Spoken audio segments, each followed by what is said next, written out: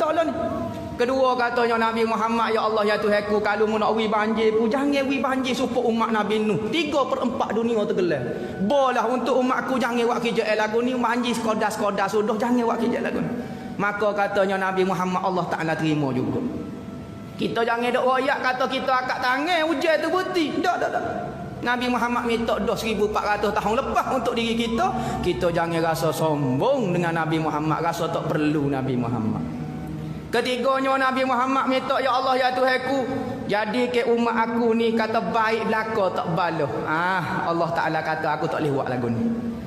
Lagu mana pun mu ni kena baloh juga. Baloh juga. Maka Allah Taala kata ya tak terima satu doa aku. Maka pok kita lagu mana pun baloh juga guano. Payah nak baik belaka mesti ada hak jenis kaki baloh juga. Hak tu doa Nabi Muhammad. Macam-macam doa Nabi Muhammad minta kepada kita. Nabi Muhammad tak pernah minta untuk diri dia. Dia minta tiap-tiap malam untuk kita. Dia minta ke apa dia? Katanya Sayyidina Aisyah radhiyallahu anha. Katanya Sayyidina Aisyah satu kali Rasulullah kata, ya Aisyah, aku minta doa dengan Allah supaya mengampunkan Aisyah. Dosa dia zahir, dosa batin dia, dosa sengaja, dosa tak sengaja, dosa kecil, dosa besar, semua dosa yang ia buat. Maka apabila Sayyidina Aisyah dengar lagu tu, menampak keadaan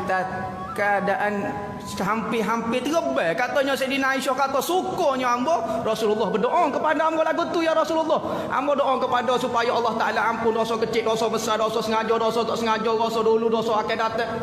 Maka Sayyidina Aisyah suka hampir terbang, katanya Sayyidina Aisyah. Maka katanya Rasulullah, asururti ya Rasul, ya Aisyah, suka?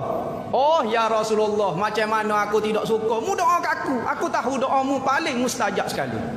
Maka katanya Nabi Muhammad, demi Allah, aku doa untuk umatku tiap-tiap malam doa.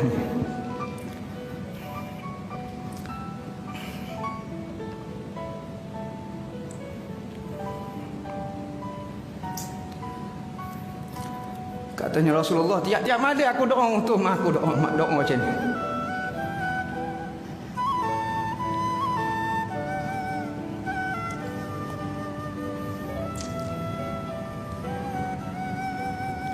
Seribu 1400 tahun lepas.